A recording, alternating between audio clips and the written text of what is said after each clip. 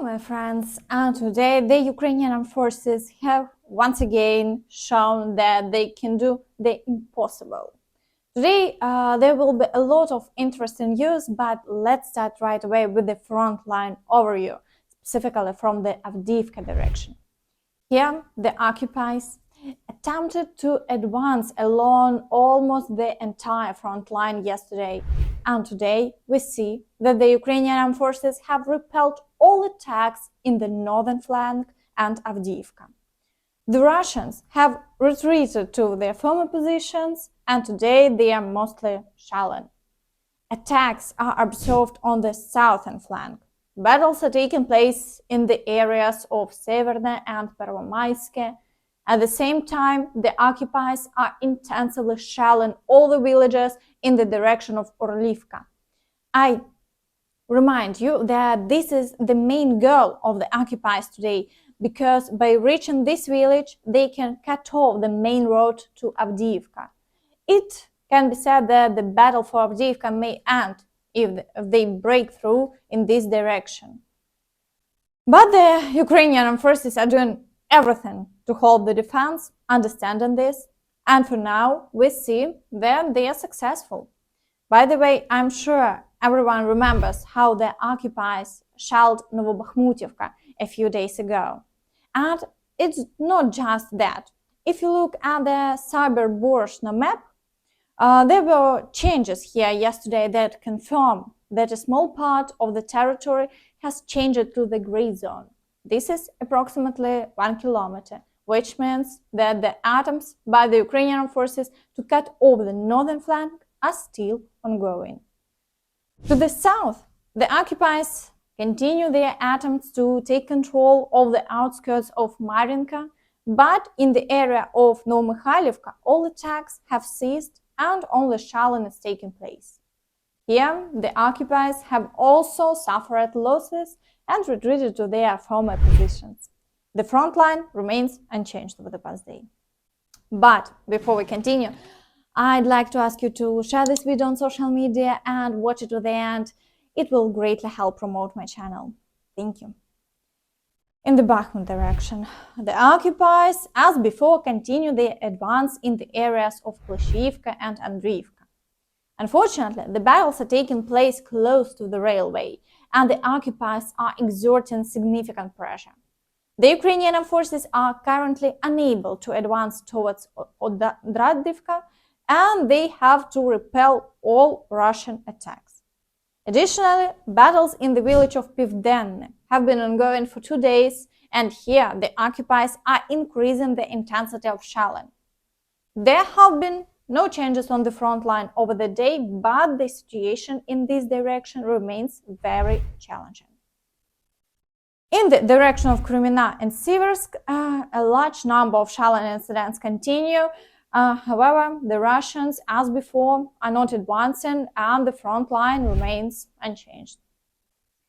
In the direction of Svatove, the occupiers have ceased their attacks on the village of Nadiya and have resumed their offensive actions toward the village of Stelmakhivka. Overall, the occupiers haven't achieved any success, so they're trying to break through somewhere. But the Ukrainian forces successfully repel all their attacks, and the front line remains unchanged. In the Kupiansk direction, there continues to be an increase in shelling along the entire front line, and the occupiers are actively advancing on Senkivka and in the area of Ivanivske. It seems that the Russian command is trying to achieve success in this direction as well, so they have ordered not to spare resources.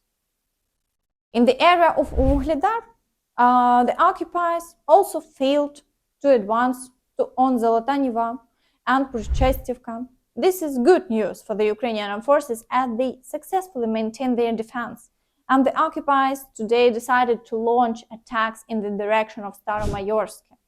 So let's see what they achieve this time. Meanwhile, shelling continues along the entire front line. In the Zaporizhia direction, the occupiers were unable to regain their lost positions in the area of Robotyne. The front line remains unchanged for a day. All attacks have stopped for now, and the Ukrainian forces continue to engage in tactical battles to expand the controlled territory around Robotyne. The occupiers are actively creating new defensive lines and minefields.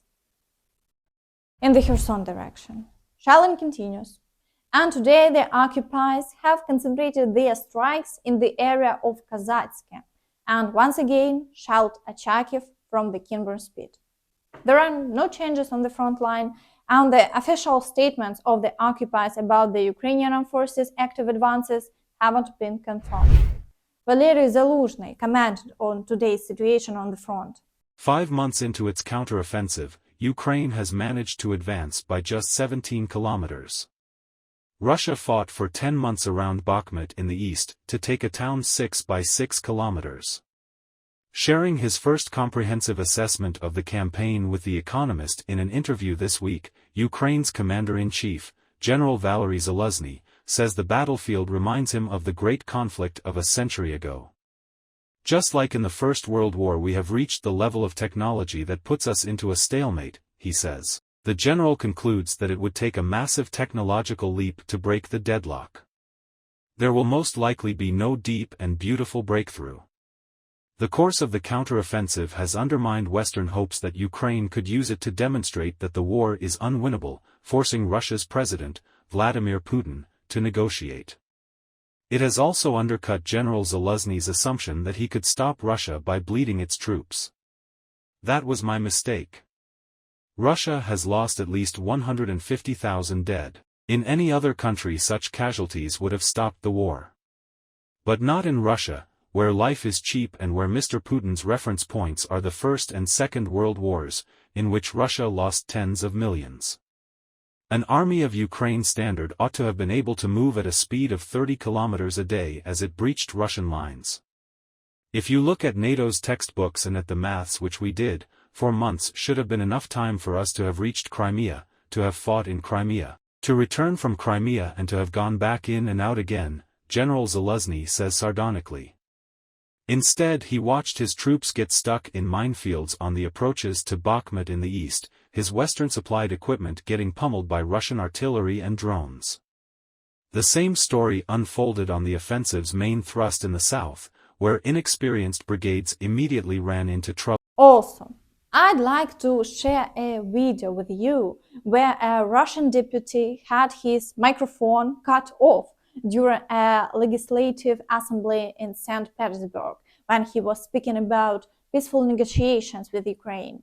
The deputy mentioned that his faction advocates for the swift cessation of hostilities and the start of negotiations, while the presented budget project includes continued funding for the war. After this statement, his microphone was turned off. Однако отчет за прошлый год скрыт под грифом «для служебного пользования» и неизвестен горожанам, платящим налоги. Кстати, уважаемый Александр Дмитриевич, никакого допуска для документов ДСП не требуется. Депутаты могут ознакомиться с этим отчетом, но не могут его ни копировать, ни распространять, а самое главное, что горожане его не знают. И гриф ДСП позволяет их скрывать от жителей города.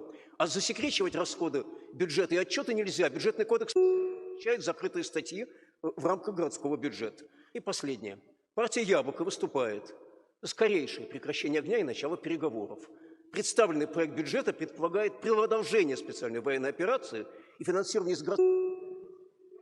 Борис Лазаревич, это не трибуна для политических заявлений. Говорите, пожалуйста, по бюджету. Присаживайтесь, пожалуйста. Не нужно использовать трибуну в своих корыстных целях никогда. Обсуждаем же бюджет города. Если вам есть что сказать, вот, пожалуйста, пресса там, выйдите, скажете. That's all from me. Don't forget to like this video, subscribe to the channel, and of course, click the notification bell to stay updated on all the latest news. Thank you for watching and see you next time. Bye bye.